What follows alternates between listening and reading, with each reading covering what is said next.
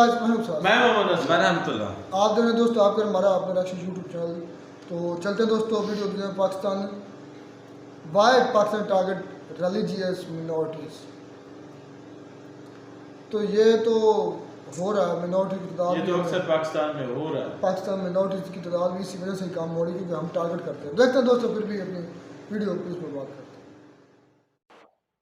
नमस्कार दोस्तों, DD red के एक और एक्शन वीडियो में आप सभी का स्वागत है। मैं हूं आलोक। तो आज जो वीडियो लेकर आए वो वीडियो है कमर शीमा का और टाइटल है Christian man rescued from lynch mob why Pakistanis target religious minority. तो जी हाँ, मैं अभी पिछले किसी एक वीडियो में बात कर चुका हूं।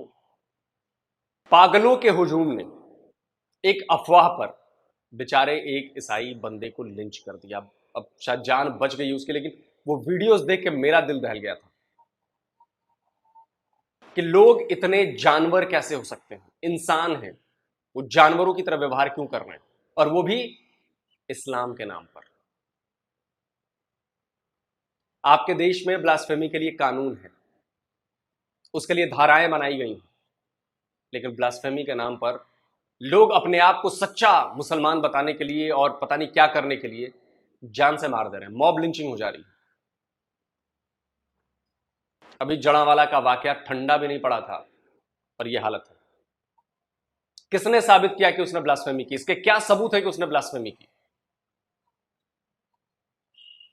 लेकिन नहीं। खैर देखते हैं। चलिए, कमर चीमा जी ने इस पर वीडियो बनाया। तारीफ बनती है क्योंकि नॉर्मली इससे बचते हैं ये, लेकिन चूंकि अब पाकिस्तान का इसमें मामला है, इंटरनेशनली छवि फिर खराब होगी। आप समझिए ना, अब जो क्रिश्चियन कंट्रीज हैं जहां पर लाखों की तादाद में मुसलमान घुस जाते हैं, वहां पर क्या होगा जब ये खबर पहुंचेगी? तो इसलिए इनको बनाना पड़ा है वीडियो। चलिए देखते हैं क्या बोल रहे हैं। दोस्तों, इस बात की समझ नहीं आ रही कि पाकिस्तानी जो पब्लिक है वो क्यों कमज़ोर, और जो थोड़ी सी माइनॉरिटीज़ रह गए हैं, वो क्रिश्चियन हो, हिंदू हो, सिख हो, उन पे हमले करते हैं और उनकी जान से ले जाने की कोशिश करते हैं। अभी कल एक वाकया हुआ है कि एक ईसाई क्रिश्चियन जो था, उसको ऊपर इल्ज़ाम लगे कि उसने कुरान मजीद जो है उसके हवाले से कोई डेसिक्रेशन की कोई कोशिशें की। तो जब लोगों को पता चला तो लोगों ने उस शख्स को तो कानून के कटहरे में लाने की बजाय कि अगर किसी ने कुछ ऐसा किया है तो उसके जो सेट पैटर्न हैं, जो पैरामीटर्स हैं कॉन्स्टिट्यूशन के अंदर, उनको देखा जाए, ना कि इस चीज़ में देखा जाए कि ये बंदा अगर उसने कुछ ऐसा किया है तो उसका घर भी जला दें। कौन सा कॉन्स्टिट्यूशन चीमा साहब? कौन सा? जो ना आपकी पॉलिटिकल पार्टीज मानती है, जो ना आपकी आर्मी मानती है, तो आपके लोग क्यों मानेंगे? कॉन्स्टिट्यूशन की बत्ती बना के जहां घुसाना होता है घुसा देते हैं वो। श्रीलंका वाले बंदे के साथ क्या हुआ? यही ब्लास्फेमी का केस। जिंदा जला दिया उसे बीच सड़क पर। स्क्रीनशॉट लगा देता हूं याद दिलाने के लिए कि श्रीलंका के उस बंदे के साथ क्या किया गया। और श्रीलंका वालों, इस चीज को भूलो मत कभी। तो भूलने से याद आया, बांग्लादेशी तो सब भूल चुके हैं पाकिस्तानी फौज ने उनकी मां बेटियों के साथ क्या किया था। लाखों बांग्लादेशियों को काट दिया था, लाखों बांग्लादेशी महिलाओं के साथ, वो तो सब भूल गए। खैर वो एक ही हो गए, ठीक है। लेकिन श्रीलंका वालों, तुम तो मत भूलो कि तुम्हारे बंदे के साथ क्या किया था पाकिस्तान ने। और देखो अभी क्या हुआ। कोई संविधान नहीं है सर, कोई कानून नहीं है। कानून का इतना खौफ होता ना तो घटना ही नहीं होती ऐसी। उसको भी मार दें, उसकी फैमिली को भी लिंच कर दें। मतलब अभी हमने सबक नहीं सीखे। अब ये क्रिश्चियन फैमिली थी, इमेजिन कर लें आप कि क्या हाल हुआ होगा लोगों का। सुनने में ये आता है कि इस फैमिली में, एक क्रिश्चियन जो फैमिली थी, जिस शख्स ने ये किया, लोग उसके घर में घुस गए। उस शख्स का 75 साल का एक बूढ़ा वालिद था, उसको तशद्दुद का निशाना बनाया। फिर वहाँ पे एम्बुलेंस आ जाती है, वो 75 साल के शख्स को उठा के लेके जाने की कोशिश करती है। उस पे भी पथराव करके उसकी भी जो एम्बुलेंस के शीशे भी तोड़े जाते हैं। अब ये लार्जली कहा जाइए जाता है कि 99% ही शायद या 99% जो वाकयात होते हैं वो फैब्रिकेटेड होते हैं। मतलब ये कि कई दफ़ा एक शख्स दूसरे शख्स के मुकाबले में स्कोर सेटल करने के लिए ये कर देता है। बहुत सारी हमने ऐसी मिसालें सुनी हैं जहाँ पे एक वक़्त में हमने ये महसूस किया और ये इन्फॉर्मेशन मिली कि जिन लोगों ने किसी ईसाई या बाकी किसी मज़हब के लोगों को मारने की कोशिश की, तो पीछे जो था वो उनका पर्सनल ग्रज था, लेकिन अवाम के सामने वो ले आए कि ये तो कुरान मजीद की जो है वो बेहुरमती करने लगा। अब हुआ ये, जिस शख्स ने के बारे में है कि उसने कुरान मजीद की बेहुरमती की, उसका घर का बिजली का कनेक्शन काट दिया गया। क्वेश्चन ये है, क्या इस मुल्क में कोई कानून नहीं है? इस मुल्क में कोई ऐसा अदारा नहीं है जो इनको देख सके? आपको याद होगा कि ये वाकया है, थोड़ा अर्सा पहले जड़ावाला के अंदर पूरी की पूरी ईसाइयों की बस्ती जला दी गई। ये कैसे मुमकिन हो सकता है? ये कैसे? सिर्फ बस्ती नहीं जलाई गई चीमा साहब, मैं स्क्रीनशॉट लगाता हूं। 21 चर्च जला दिए गए, 21 चर्च जलाए गए। आप इस पॉइंट को नोट कीजिए। आप लोग कहने से बचते हैं, बस्ती भी जलाई गई और 21 चर्च भी जलाए गए। कहीं दुनिया में एक मस्जिद के साथ कुछ हो जाए तो आप लोग बवाल करते हैं, वैसे चाइना में नहीं करते हैं। आप स्क्रीनशॉट लगाता हूं, लेटेस्ट जो चाइना की खबर आई है चाइना से, कि आखिरी जो सबसे बड़ा इस्लामिक आर्किटेक्चर वाली मस्जिद थी वहां पर, उसको भी चीनियों ने बदल दिया। उसको भी चीनियों ने बोले कि ऐसा है, ये इस्लामिक नहीं रहेगा, ये चाइनीज उसमें होगा, और बदल दिया। आप जाकर चेक कर लीजिए, एकदम 100% सही खबर दे रहा हूं मैं आपको। लेकिन पाकिस्तानियों के गले से चू की आवाज नहीं निकलेगी, इतने बेगारत हैं। ऐसे लोग हैं जो ना कानून पे यकीन रखते हैं, ना आइन को कुछ समझते हैं, ना इंसानी हकूक की किसी किस्म की वैल्यू रखते हैं। सिर्फ ये समझते हैं ये कमज़ोर है, इसको मार दो।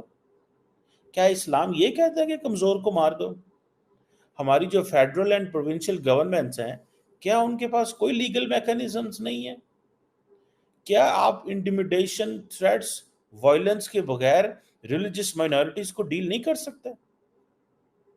पहले ही आपने कानून के अंदर उनको माइनॉरिटी लिखा। क्यों माइनॉरिटी हैं वो, जबकि वो सारे के सारे पाकिस्तानी हैं?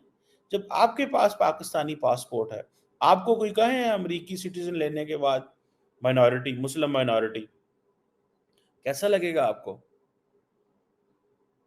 कैसा लगेगा आपको? याद होगा थोड़ा अरसा पहले हमने जो जड़ावाला में वाकया हुआ फैसलाबाद के करीब, पूरी की पूरी बस्ती जला दी।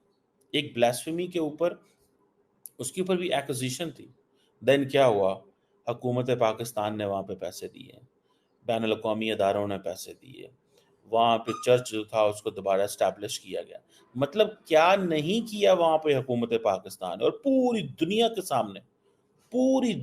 के सामने एक चीज़ जो थी जिसकी वजह से हमें हमारी जगहंसाई हुई, इतनी जगहंसाई हुई, एंड देन अरबों करोड़ों रुपए भी लगा दिए। कहा जाता है कि वो 130 के करीब लोग जो थे वो गिरफ्तार हो गए थे, लेकिन क्या बना उनका? लेकिन क्या बना उसका? यही कहा जाता है सख्त एक्शन लिया जाएगा, सख्त एक्शन लिया जाए। एक जगह सख्त एक्शन लेते हैं, अगले दिन कोई और गल किधरे हो जाती है। एक दिन कहीं और एक्शन लेते हैं, अगले दिन कुछ और हो जाता है। मतलब फैसलाबाद के लोगों के साथ जो उन्होंने जुल्म किया ईसाइयों के साथ, क्या सरगोदे वालों को नहीं पता था कि वहां पे अगर इस तरह करेंगे क्या होगा? ये टाइम बॉम्ब्स हैं, ये पूरे मुल्क में लग चुके हैं, कुछ भी नहीं होगा। ये वाकया आज ही कहीं पे कुछ और कोई स्कोर सेटल करने शुरू हो जाएंगे लोग, क्योंकि कानून की तो वैल्यू नहीं है। ये पाकिस्तान के अंदर ब्लास्फेमी की जो एक्विजिशंस हैं, ये आप 1990 से शुरू हो जाएं। कहा जाता है कि 65 लोगों को इस बात पे मार दिया गया है। पुलिस कुछ नहीं कर सकती। अगर आपको याद हो, थोड़ा अर्सा पहले लाहौर के अंदर 3-4 माह पहले एक खातून था जिसने एक ड्रेस पहना जो उसके ऊपर आई थिंक लफ्ज हलवा लिखा हुआ था, जो कि अरबी जुबान का लफ्ज है। वो दुबई थी, वहां से उसको ड्रेस अच्छा लगा, मॉल में था, उसने वो पहन लिया। वो पाकिस्तान आई, किसी लाहौर की मार्केट में गई, वहां पे उसने कहा पहना, और लोगों ने कहा तुमने तो ये कुरान पाक वाला ड्रेस पहना हुआ है। अच्छा, मुझे भी समझ ना आई, किसी को समझ ना आई ये क्या है, क्योंकि वो जो लफ्ज इस तरह लिखा हुआ था कि वो उसके ऊपर नजर नहीं आ रहा था कि पूरा, मतलब पढ़ नहीं सकता था क्या है, लेकिन थी वो अरबी। अब पाकिस्तानी जो है या आम बंदा जो है, अब ये तो जहालत है ना। अब अरबी जो लिखी हुई है वो हर लफ्ज कुरान तो नहीं है ना। Quran is purely a different, मतलब उसके तो टेक्स्ट अलहदा है, कंटेक्स्ट अलहदा है, अल्फाज अलहदा है, रेफरेंस टू कॉन्टेक्स्ट है। अब हलवा लफ्ज एक ब्रांड था आई थिंक, उस खातून ने पहन लिया इम्प्रेस होके, इधर लोगों ने उसके ऊपर चढ़ाई कर दी। ये कल भी एक जमात है TLP। मैं दोबारा से उसकी तस्वीरें, उसका वीडियो में दिखाना चाहूंगा। उस महिला के साथ जो हुआ था, वो कितनी डरी हुई थी। देखिए जरा इस वीडियो। मैंने इन्हें बोला कि मैं आपको भूखा लेकर देता हूँ, इससे हम उतारे, इतनी मेहनत उतारूँ, ये भी कहता नहीं उतार।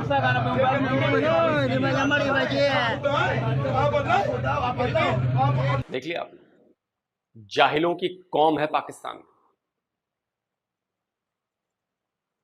पागल लोग हैं, जानवर हैं, उनको कुछ पता नहीं है। उनको एक सेट रोबोट की तरह काम करते, उनके दिमाग में फीड कर दिया गया कि ये है, बस इससे दाएं बाएं वो देखते नहीं, हर चीज को उसी नजरिए से देखते हैं।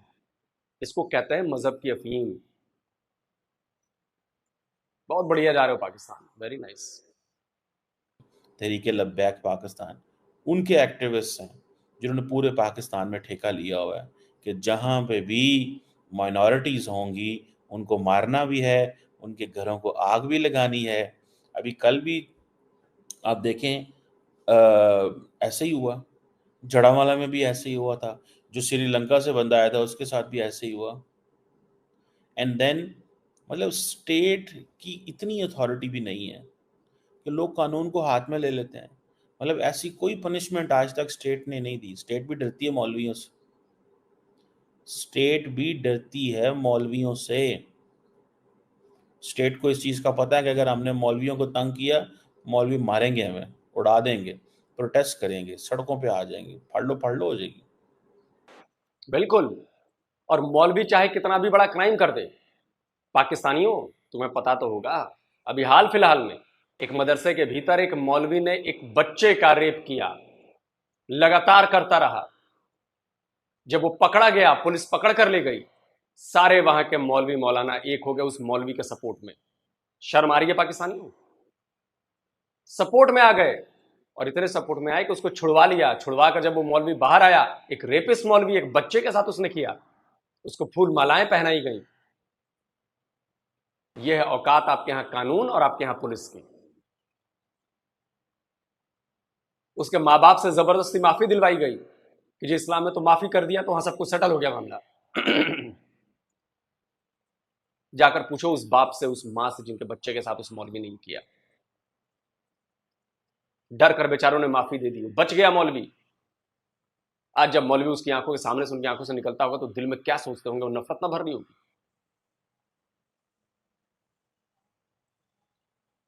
और किसी दिन हो सकता है कि वो मौलवी को टपका दें, जब तो हो सकता है ना, नफरत इतनी बढ़ जाए टपका दें। कब तक वो बात अपने अंदर वो बर्दाश्त करेगा, कब तक वो मां अपने अंदर बर्दाश्त करेगी, और वो बच्चा जब बड़ा होगा वो कब तक उसको बर्दाश्त करेगा। कर देगा किसी दिन कांड। जो पाकिस्तान का सेक्शन 295C है पाकिस्तान की पेनल कोड का, normally which is known as a blasphemy law, ठीक है जी, उसमें डेथ सेंटेंस इंसान को हो सकती है। पाकिस्तान में मेरा ख्याल है कोई 1400-1500 के करीब लोग हैं जिनको इसमें चार्ज किया गया है पिछले कुछ अरसे में, 1987 से लेके अब तक तो ज़्यादा ही होंगे। मेरे पास थोड़ा पुराना फिगर है 2017 तक का। और एक भी एग्जीक्यूशन उस हवाले से नहीं हुई। और बहुत सारे जो लोग हैं they are on a death death वो रॉब के ऊपर है।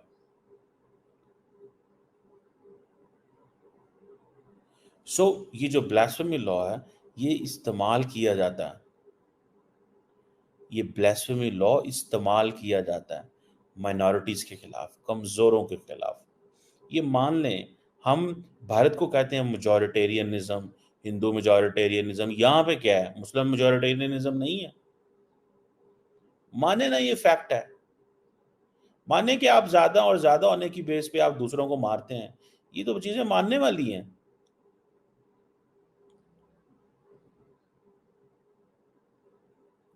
तो ये जो ब्लास्फेमी केसेस हैं, ठीक है जी, लार्जली फॉल्स एक्यूजेशंस होती हैं, पर्सनल वेंडेटा होता है, फैमिली वेंडेटा होता है,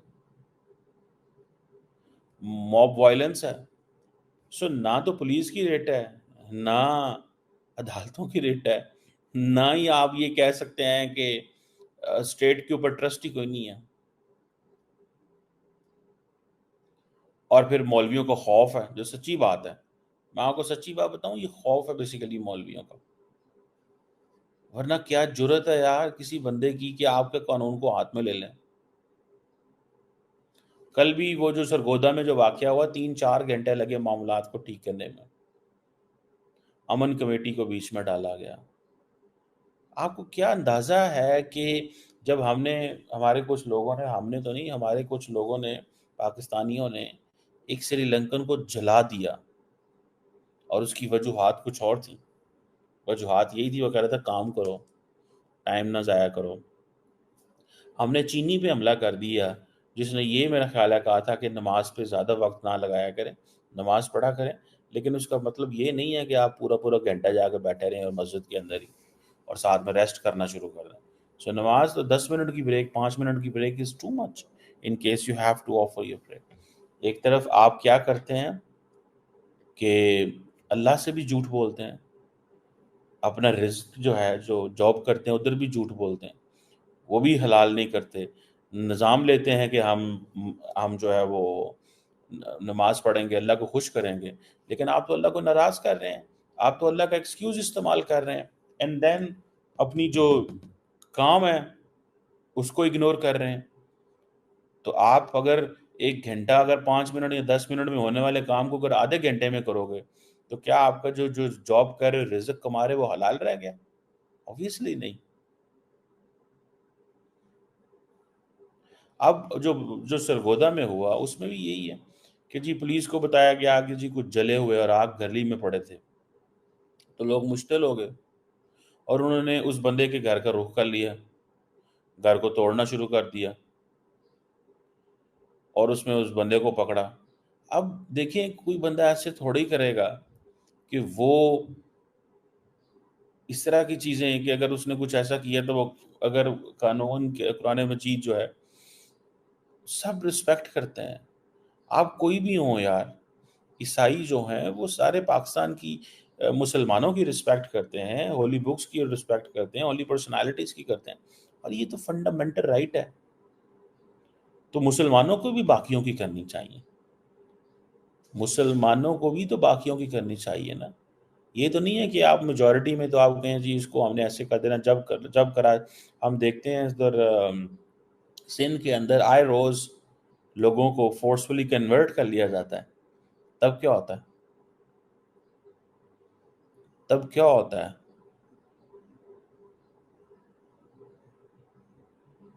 ये हैं वो चीज़ें कि जिसकी वजह से लोगों का स्टेट के ऊपर एतबार उठ जाता है। अगर स्टेट अगर स्टेट प्रॉपर इन लोगों को सजाएं दे, जड़े वाले लोगों को स्टेट सजाएं दें, जो श्रीलंका वालों को मारा था, तो वो चीज़ ट्रैवल करती है, बाकियों के कानों में पड़ जाती है कि आपने, और इनसे कॉन्टीन्यूसली जो माइनॉरिटीज़ जहाँ जहाँ बैठी हैं उनसे पूछना चाहिए। हमने भारत के खिलाफ नैरेटिव नहीं बनाया हुआ कि आप मुसलमानों के साथ क्या होता है वहाँ। जी हाँ, नैरेटिव ही तो बनाया है। आप बता दीजिए कि हिंदू धर्म या सनातन धर्म की बेइज्जती या अपमान करने के बाद किसी बंदे को ऐसे लिंच कर दिया जाए, जला दिया जाए, लड़ाई झगड़े छोड़ दीजिए, वो गौरक्षा और ये और वो स्मगलर्स, वो बहुत सारी चीजें हैं, उनके पीछे बच जाइए। लिंचिंग खराब है, लिंचिंग नहीं होनी चाहिए, वो किसी और मसले से होती है। मैं रिलीजन के लिए कह रहा हूं, जो ये रिलीजन के नाम पर जो आपके यहां नंगा खेल खेला जाता है, रिलीजन का नाम लेकर जो जाने ली जाती हैं, दूसरी कम्युनिटी के लोगों को तबाह व बर्बाद कर दिया जाता है।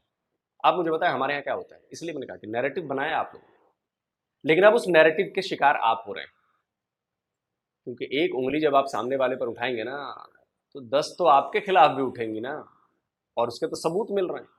आपके पाकिस्तान के लोग खुद ही सबूत देते हैं कि देखो हमने क्या किया, प्राउड वाला काम किया है, इस्लाम का नाम रोशन किया है। आपको आइडिया नहीं है कि आप किसका नाम रोशन कर रहे हो। धीरे धीरे धीरे धीरे आप लोग आइसोलेट होते जा रहे हो, और होते जाओगे, हर जगह से होते जाओगे, क्योंकि आप लोगों के कारनामे, अब वो जमाना नहीं रहा कि अखबार आज छपेगा, रात में खबर टाइम पे नहीं पहुंची तो छपी नहीं तो गुम हो गई। आज इंटरनेट का जमाना है, इधर घटना होती है और पूरी दुनिया में सर्कुलेट हो जाती है। तो जमाना गया कि आप लोग अपनी चीजें छुपा लेते हैं, इसीलिए आप लोग एक्सपोज हो रहे हैं, इसीलिए आपको शक की निगाहों से देखा जाने लगा दुनिया भर में। पाकिस्तानी, ओह नहीं नहीं, इस पर ज्यादा ध्यान देना।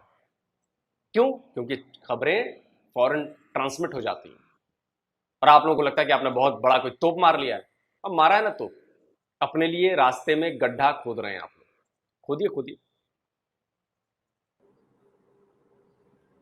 हमने नहीं बनाया क्या? डेफिनेटली बनाया, बड़ा तगड़ा नैरेटिव है हमारा। और अगर आप इंडियन से पूछें, वो ये चीज कहते हैं that the Muslims are in a better position, आप उनको हाथ नहीं लगा सकते। वो कहते हैं कि आप उनको हाथ नहीं लगा सकते, ये चीज वो कहते हैं। ये मैं आपको बताऊं, you can not touch them, क्योंकि वो इतने, उनके वो पूरी की पूरा इकोसिस्टम उनके हक में उठ जाता है। लेकिन मैं इस चीज पे, वो जैसे कहते हैं ना, ये एक जगह अपनी चीज पे मौजूद है, लेकिन इवन देन इंडिया के अंदर मेजॉरिटेरियनिज्म है, जैसे हमारे यहाँ मेजॉरिटेरियनिज्म है।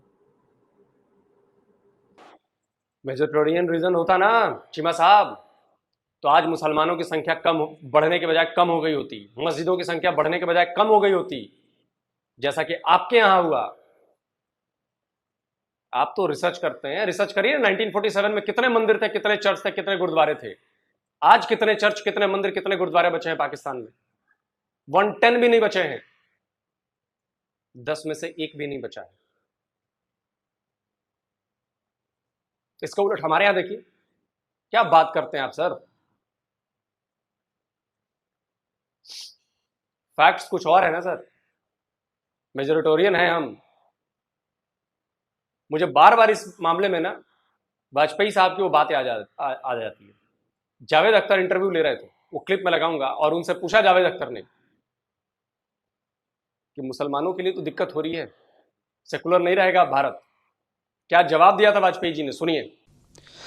बीजेपी की शायद नियत हो कि वो सेकुलर ही सिस्टम रखेगी, लेकिन पावर हासिल करने के लिए जिन तत्वों को और जिन एलिमेंट्स को उसने अनलीश किया है, क्या वो उसे एक सेकुलर समाज बनाने की इजाज़त देंगे?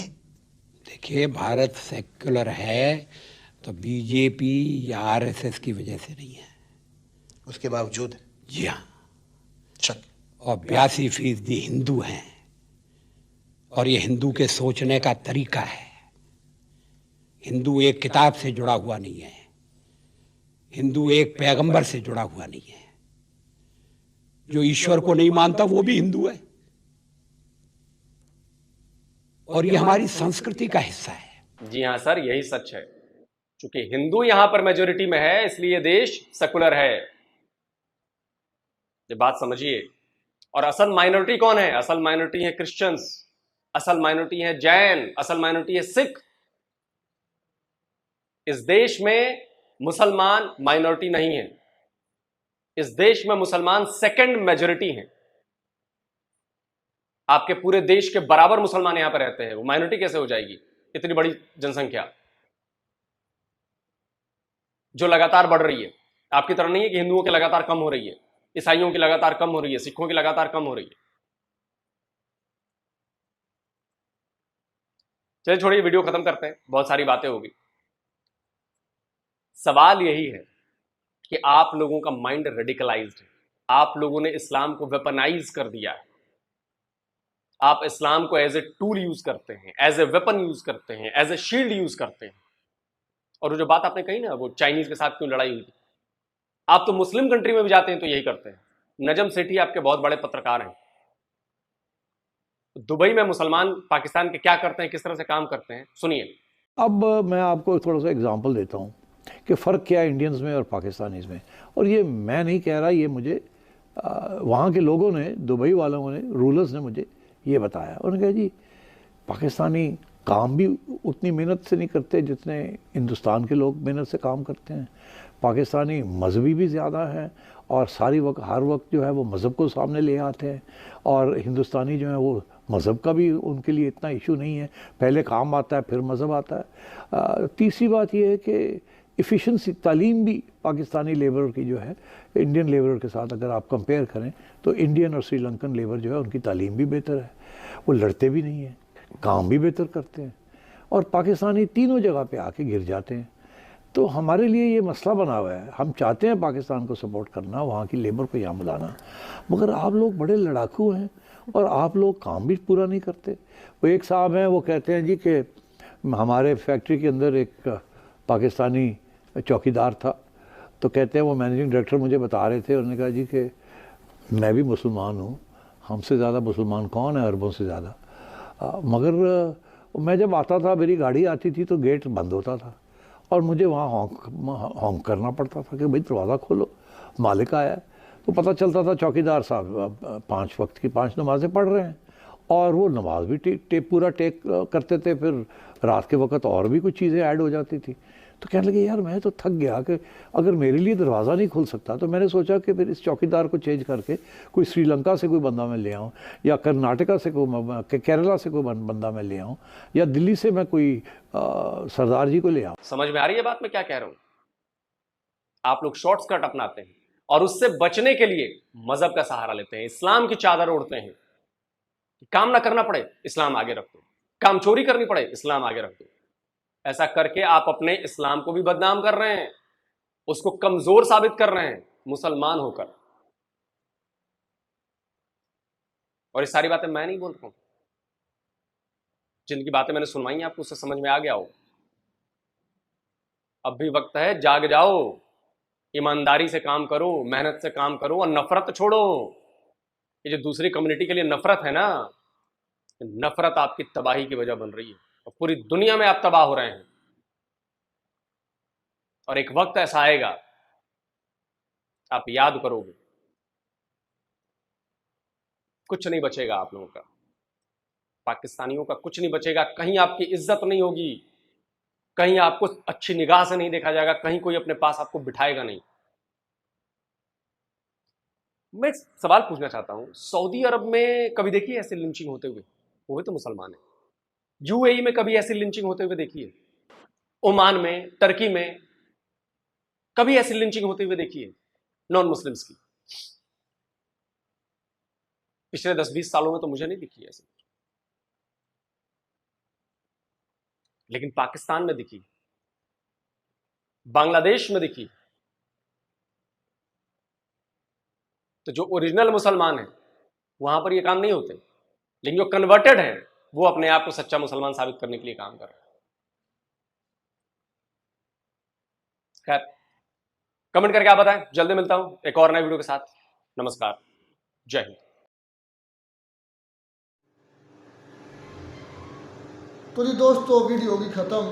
तो ये अभी रिसेंटली एक वाक़या हुआ है, इससे पहले वो जड़ावाला में हुआ था, उससे पहले वो श्रीलंकन जो है उसको जलाया गया, लिंचिंग की गई उसकी। यानी कि साल में एक आध वाक़या ऐसा लाजमी होता है हमारे कंट्री में। मैं ये सोच रहा था कि इस तरह का वाक़या सऊदी अरब, कतर, दुबई, यूएई इनमें नहीं होता। हाँ, और भी मुस्लिम कंट्री हैं, और भी मुस्लिम कंट्री हैं, ये पाकिस्तान इतने ज़्यादा सख्त क्यों है? वो असल में बात ये है कि वहाँ पे भाई पढ़ी लिखी दुनिया है, शऊर है उनको में तलीम है, और उसके बाद भाई इस्लामी सजाएं, सारा इस्लाम के बारे में जानते हैं, मैंने ये कुछ हमारे नहीं जानते एक सेकंड, अगर यहाँ पे जाहिल ना हो तो उनको पता नहीं होना चाहिए ये कि बात एक आपकी सच्चा है यार, बात सुन लीजिए। तो यहाँ पे जाहिल नहीं है हैं, बिल्कुल हैं। तो और वहाँ पर आपने जो की बात की कि वहाँ पर अकल शऊर है। अब आप वो इस्लाम को जानते हैं, सही बात है, और ये पाकिस्तान में जाहिल भी हैं, ये भी ठीक बात है, लेकिन जो आपने वहाँ पर बात की नहीं, आप इस्लाम कितना हमारे मुल्क में कितना इस्लाम फॉलो करते हैं यार, जितना हो सकता है वो करते हैं, वो जितना हो सकता है यार। मुकम्मल करना चाहिए ना। सुनोगे तो मैं बताता हूँ, आपने जो दूसरी कंट्री की बात की है ना, अब सऊदी अरेबिया की बात करो, यूए की बात करो कि वो पढ़े लिखे हैं, इस्लाम को जानते हैं। अगर इस्लाम को जानते हैं तो वो ऐसा क्यों कर रहे हैं? वहाँ पर जिस तरह का माहौल है, किस तरह का आपको पता ही है कि न्यूम सिटी वहाँ पर बनाई जा रही है, न्यूम सिटी हट के बना रहे हैं कि वो उसी जगह पे बना रहे हैं। तो वो इस्लाम तो मुस्लिम है, मुस्लिम इस्लाम का गढ़ है, इस्लाम नहीं, वो न्यूम सिटी में जाके क्रिश्चियंस को मारते हैं, क्रिश्चियंस को मारते हैं या हिंदुओं को जलाते हैं, क्या करते हैं मुझे ये बताओ। उनको इस बात से कोई लेन वो अपने कंट्री को डेवलप कर रहे हैं, वो पैसे के पीछे भाग रहे हैं, आप वो बेगैरत है। मैं ये मानता हूं पाकिस्तानियों में अच्छा, पैसे के पीछे भागना गलत है, और जो मिनोरिटीज हैं उनको जलील करना, उनको जलाना मारना वो ठीक है। पूरा जवाब सुनोगे तब भी पता चलेगा। मैं पाकिस्तान में ये है कि हमें कुछ भी थोड़ा सा पता, बात क्लियरली हमें समझ नहीं आती, उससे पहले हम भड़क जाते हैं। तो इस मसले को समझना चाहिए। इसका मतलब है कि नाक़िसुल अक़ल है, उनमें शऊर नहीं है, जो बात को परखते नहीं है, जांचते नहीं है कि असल में बात है क्या, तय तक नहीं पहुंचते, सुनी सुनाई बात को पीछे लग जाते हैं। आलोक साहब ने आज तो वीडियो में इतने सबूत दिए, इतने सबूत दिए, मैं तुम पसा पर बात करना चाहूँगा, कोशिश मैं करूँगा भाई, मौका मिल गया है। हाँ, मौका नहीं, सही वो बोल रहे हैं, मौके की बात नहीं। आप मौका देते हैं तो बोलते हैं वो, भाई आप मौका ना दें तो वो कैसे बोलेंगे। अच्छा, हम बाबरी मस्जिद हाय हाय ओए होए हाय हाय करते हैं सारे मुस्लिम, तो चाइना ने, आप रिसेंटली कल के परसों एक न्यूज़ आई थी, चाइना आखिरी मस्जिद जो है उन्होंने, चाइना की सबसे बड़ी मस्जिद थी वो भी उन्होंने चेंज कर दिया। उस पर कोई, मुझे नहीं, पाकिस्तान मीडिया, मैं कहता हूँ कोई सोशल मीडिया 2-4 चैनल हैं या रिएक्शन चैनल भी कोई बोल रहे होंगे, तो कोई मेन स्ट्रीम मीडिया, कोई पाकिस्तान का मीडिया इस पर नहीं बोल रहा कि चाइना ने वो जो हमारी मस्जिद थी उसका आर्किटेक्चर क्यों चेंज किया। ठीक है, तो उस पर कोई नहीं बोला, क्योंकि मस्जिद का एक ख़ास आर्किटेक्चर होता है, उस पर ही वो बनती हैं। होती है वो इबादतगाह ही है जैसे भी, लेकिन उसकी एक अपनी पहचान होती है इबादतगाह की, जिस तरह मंदिर की अपनी पहचान है। मैं बात काटूंगा आपकी, मैंने आज एक वीडियो देखी जिसमें बताया जा रहा है कि 2019 से चाइना ने ये काम शुरू किया हुआ है, जो वहाँ पे मस्जिद बनी हुई है ना अरबी तरीके की, या जो अरबी स्टाइल है उनका, वो 2019 से उन्होंने शहीद करने शुरू की। मस्जिद आपको नहीं किसी ने बोलना इस पर किसी ने बोलना, क्योंकि उधर से पापा है, उधर से पैसे आते हैं। फिर लानत है ऐसे पैसे पर जो हमें, जो हमारी कंपनी, हमारी आर्मी या हमारे मेरी बात सुने, हम पाकिस्तानी ना, चलो हमारा बोलना, मेरा बोलना हक बनता, मैं पाकिस्तानी, मेरे सामने ये मसला आया तो इसमें बोलना चाहिए। इंडिया पर वाकई हमारे पाकिस्तानी बोलते हैं कि वहाँ पर रोते हैं कि हमारी मस्जिदें नहीं, वो इंडिया की मस्जिदें इंडियन गवर्नमेंट की हैं, तो वो उनकी हैं, लेकिन यहाँ पर भी हमें बोलना चाहिए कि यार हमारी गवर्नमेंट को ऑफिशियल बयान देना चाहिए यहाँ पर। फिर आज सारी बातें याद करवा दी, लिंचिंग जो श्रीलंकन की वो भी उन्होंने बता दिया। फिर मुझे ये भूल गई थी वो जो औरत आपको याद होगी, दिखाया भी लोग साहब, जिसने वो अरबी डिजाइनिंग वाला लिबास पहना था, तो वो बेचारी बड़ी मुश्किल बची।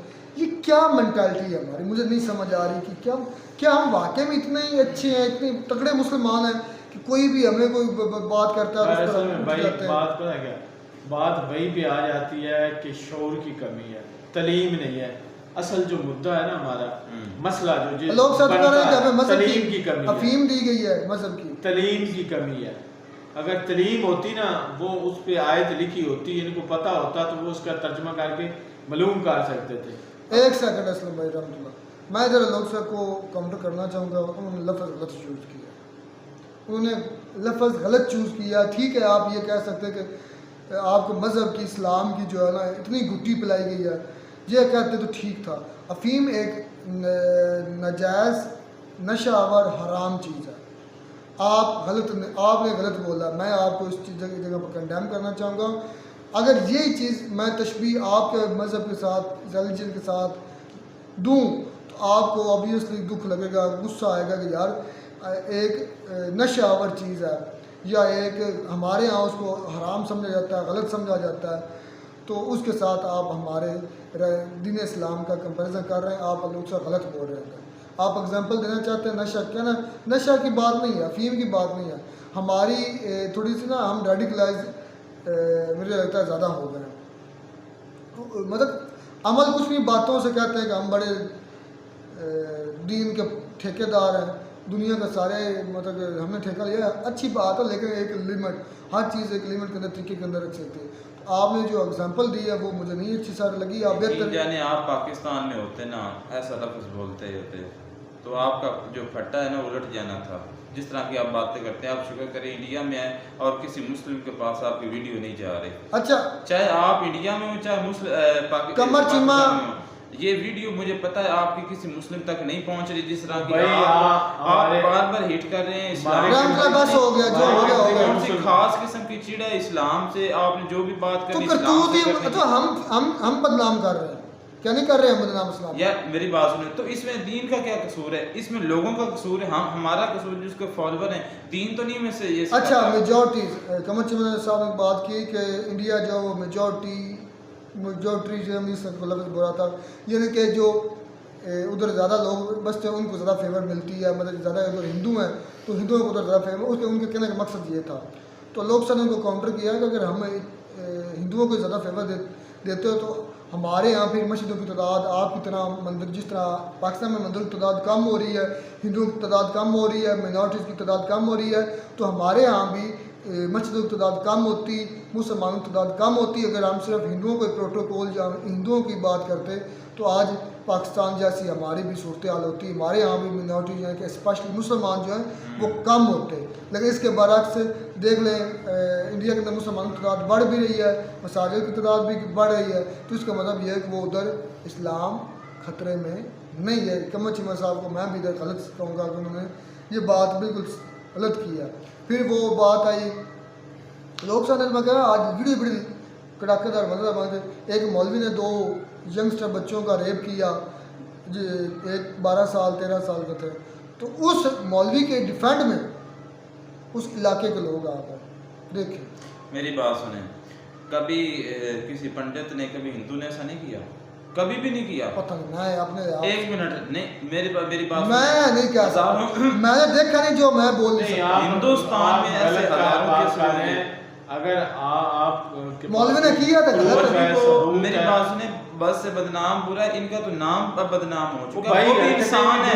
एक मिनट, बुरी मैं इसकी बात है नहीं जो उसने हरकत गलत की है, लेकिन वो भी एक इंसान है, उसमें भी जज्बात है, वो उसमें भी माइंड है, जज्बात यार बच्चों पर निकालने हैं क्या? तुम रेसिज्म की तरफ जा रहे हो। और यार भाई मेरी बात तो सुनोगे, बात कब खत्म करोगे जब वीडियो खत्म कर दी? उसने देखें कि वो भी इंसान से गलतियां होती हैं, उसने जो ये किया मैं उसको गलत कहता हूँ। जो लोग उसके साथ आए हैं उनको पूरा पता नहीं होगा कि इसने किया क्या है, वो झूठ बोल रहा होगा। अब झूठ जो बोलने का जो लेन देन है वो दीन से नहीं है, वो इंसानियत से है। इंसान झूठ बोल रहा, उसने रेप किया 2 बच्चों को। यार उसने झूठ बोला होगा ना कि मैंने ऐसा नहीं किया, तो इसी वजह से लोग उसके साथ, हम लोग ने मौलाना की बहुत ज्यादा फेवर करते हैं। हमारे मौलाना है जो मस्जिद है, हम कितनी रिस्पेक्ट करते हैं उनके, तो इस तरह के उस इलाके वो भी ठड़की है ओ यार सच कह रहा हूँ क्या यार, लेकिन चाहे उनकी एज ज्यादा पता चल जाता है, बच्चे थोड़ी हैं। नहीं मैंने महसूस नहीं किया कभी, मुझे 3-4-5 साल हो गए उनके पास वहाँ पर नमाज पढ़ते हुए, मस्जिद में 5 साल हो गए नमाज पढ़ते, मुझे कभी ऐसा महसूस ही नहीं हुआ। सुबह से मैं चेक कर यार चले, मैं आपको नहीं बता सकता, सही हो गया। मिलता नहीं वीडियो में नाटक साथ। God bless.